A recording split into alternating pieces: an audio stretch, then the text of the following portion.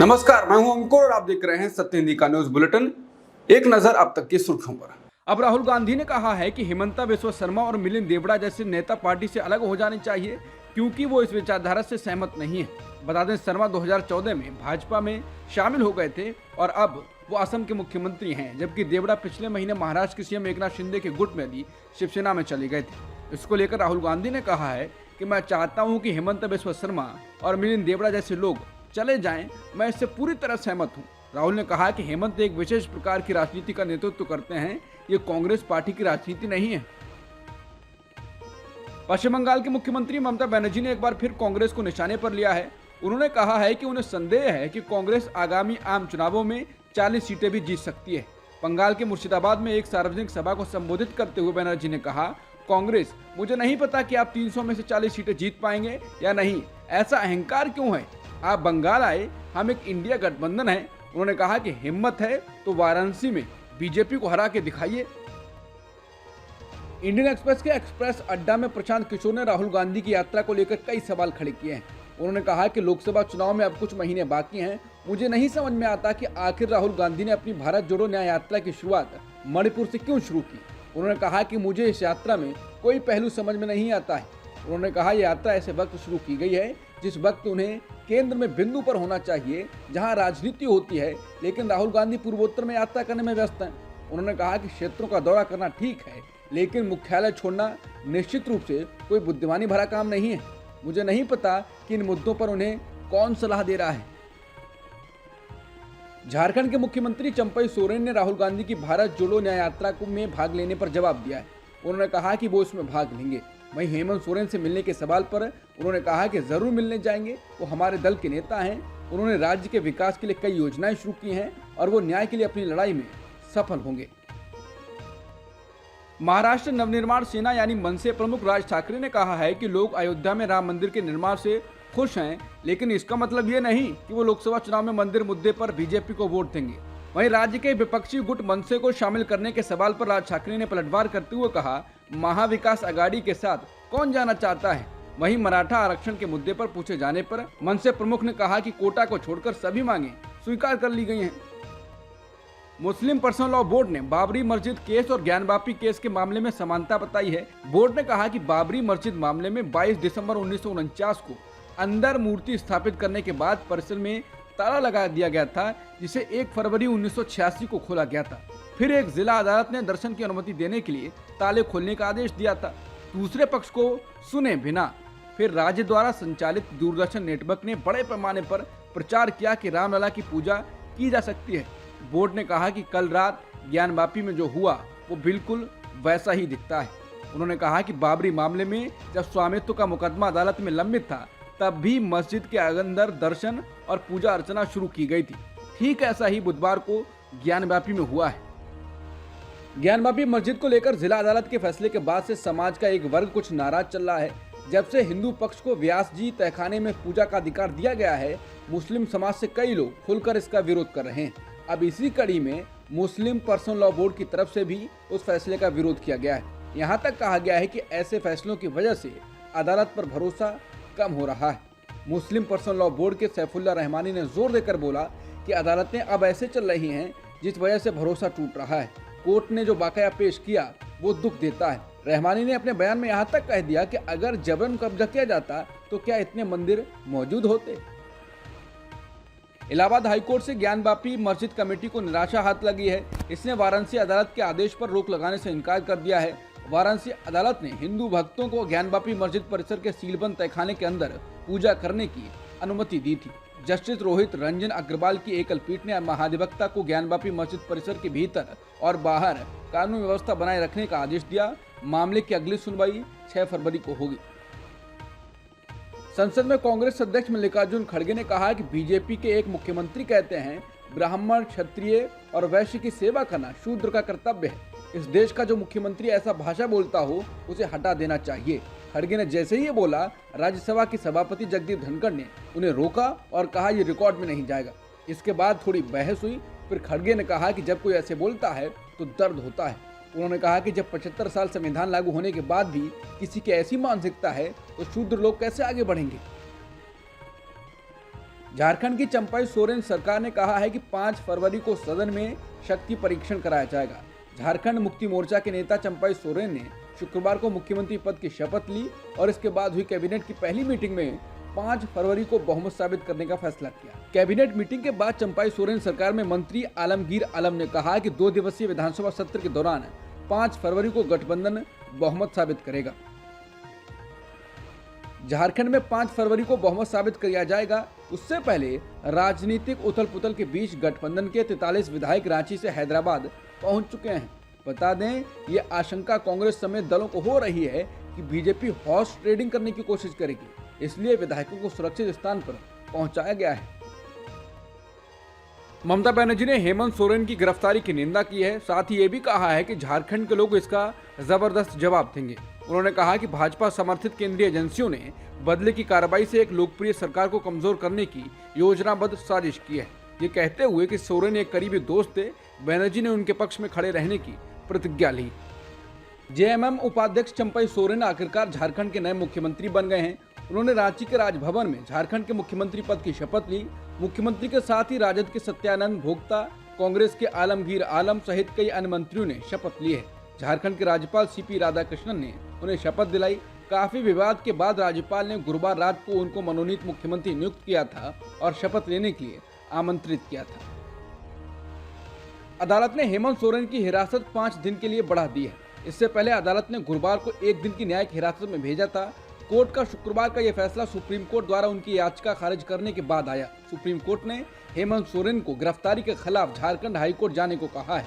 शीर्ष अदालत ने यह कहते हुए सोरेन की याचिका खारिज कर दी कि वो उसमें हस्तक्षेप नहीं कर रही है।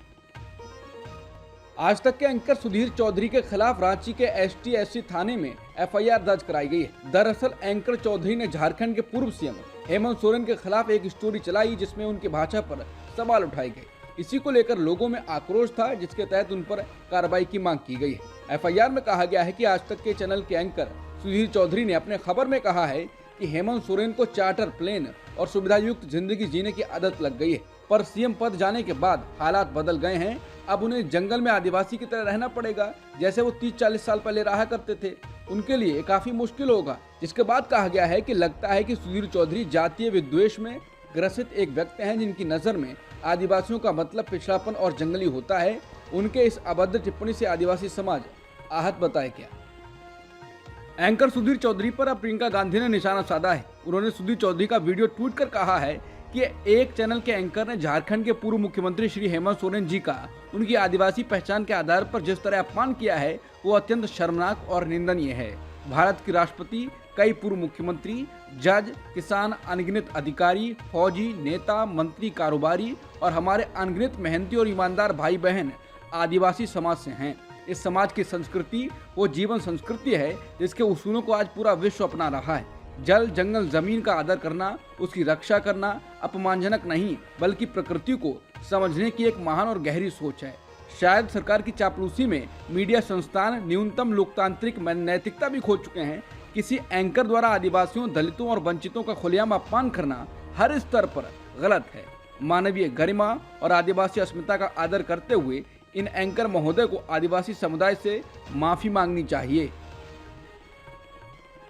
अखिलेश यादव ने कहा है कि सूत्रों के हवाले से पता चला है कि भाजपा उत्तर प्रदेश में अपने सभी वर्तमान सांसदों का टिकट काटने जा रही है, सिवाय एक को छोड़कर। लेकिन सुनने में आया है वो भी अपनी सीट बदल रहे हैं या फिर किसी सुदूर प्रदेश में एक अतिरिक्त सुरक्षित सीट ढूंढ रहे हैं। अखिलेश ने कहा कि इसीलिए भाजपा उत्तर प्रदेश में लोकसभा चुनाव 2024 के लिए अपने प्रत्याशियों के नाम की घोषणा करने की स्थिति में नहीं है, क्योंकि उनके वर्तमान सांसदों ने अपनी जेबें भरने के अलावा कोई भी काम नहीं किया है। इसी वजह से जनता में भाजपा और भाजपाई सांसदों के खिलाफ बहुत गुस्सा है। इन विपरीत हालातों को देखते हुए भाजपा में नए प्रत्याशियों की खोज जारी है, लेकिन कोई भी हारने के लिए नहीं लड़ना चाहता है। इसी कारण भाजपा की तरफ से एक भी प्रत्याशी का नाम सामने नहीं आ पा रहा है। अखिलेश ने कहा कि उत्तर प्रदेश की जनता इस बार जुमलेबाजों को नहीं, सच्चा और अच्छा काम करने वालों को चुनेगी। दिल्ली शुक्रवार को प्रदर्शन से हिल गई। आम आदमी पार्टी ने चंडीगढ़ मेयर चुनाव में गड़बड़ी का आरोप लगाते हुए प्रदर्शन किया, तो बीजेपी ने केजरीवाल सरकार पर भ्रष्टाचार का आरोप लगाते हुए प्रदर्शन किया। भाजपा कार्यकर्ता शुक्रवार सुबह पुलिस से भिड़ गए और मुख्यालय में प्रवेश करने के लिए बैरिकेड तोड़ दिए। इधर आपने आरोप लगाया है कि उसके हजारों कार्यकर्ताओं को हिरासत में लिया गया और उसके कई विधायकों और पार्षदों को विरोध प्रदर्शन से पहले नजरबंद कर दिया गया। दिल्ली के मुख्यमंत्री अरविंद केजरीवाल और पंजाब के मुख्यमंत्री भगवंत मान का भाग लेने के लिए नई दिल्ली में आप मुख्यालय पहुंचे। कांग्रेस के राष्ट्रीय अध्यक्ष मल्लिकार्जुन खड़गे ने शुक्रवार को राज्यसभा में बिहार और झारखंड में हुए हालिया राजनीतिक घटनाक्रम को लेकर सख्त टिप्पणी की। उन्होंने कहा है कि लोकतंत्र की धज्जियां उड़ाई जा रही हैं, जो बेहद शर्मनाक है। उन्होंने कहा कि जब झारखंड के मुख्यमंत्री ने इस्तीफा दिया तो उन्होंने नए मुख्यमंत्री के नाम समेत सपोर्टर्स की लिस्ट दी। वैसे तो लिस्ट देने के बाद तुरंत बुलाकर वोट ऑफ कॉन्फिडेंस लिया जाता है, लेकिन इस केस में वोट ऑफ कॉन्फिडेंस लेने के लिए 10 दिन का समय दिया गया है। वहीं दूसरी तरफ जब नीतीश कुमार जी ने इस्तीफा दिया तो उधर उनको तुरंत शपथ ग्रहण करा दिया गया। ये लोकतंत्र की धज्जियां उड़ाई जा रही हैं, जो बेहद शर्मनाक है। उन्होंने बिहार में राज्यपाल द्वारा दिखाई गई जल्दी और झारखंड में हुई देरी पर गंभीर सवाल उठाया है। दिल्ली के मुख्यमंत्री अरविंद केजरीवाल शुक्रवार को ईडी के सामने पेश नहीं होंगे। उन्होंने केंद्रीय एजेंसी के 5वें समन को भी अनदेखा करने का फैसला किया है। इससे पहले वो 4 समन पर भी पेश नहीं हुए हैं। केजरीवाल ईडी की कार्रवाई को अवैध बताते रहे हैं। 5वें समन पर आम आदमी पार्टी ने आरोप लगाया है कि बार-बार समन उन्हें गिरफ्तार करने का प्रयास है।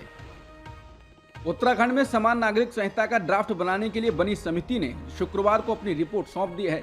इसके साथ ही उत्तराखंड सरकार ने समान नागरिक संहिता यानी यूसीसी को लागू करने के लिए कमर कस ली है। प्राप्त जानकारी के मुताबिक इस रिपोर्ट को 3 जनवरी को कैबिनेट के समक्ष रखा जाएगा। कैबिनेट से मंजूरी मिलने के बाद 6 जनवरी को उत्तराखंड सरकार विधानसभा के विशेष सत्र में यूसीसी पर विधेयक लाएगी। विधानसभा से विधेयक पास होने के बाद उत्तराखंड में यूसीसी लागू हो जाएगा। इसको लागू करने के लिए राज्य सरकार काफी गंभीर दिख रही है।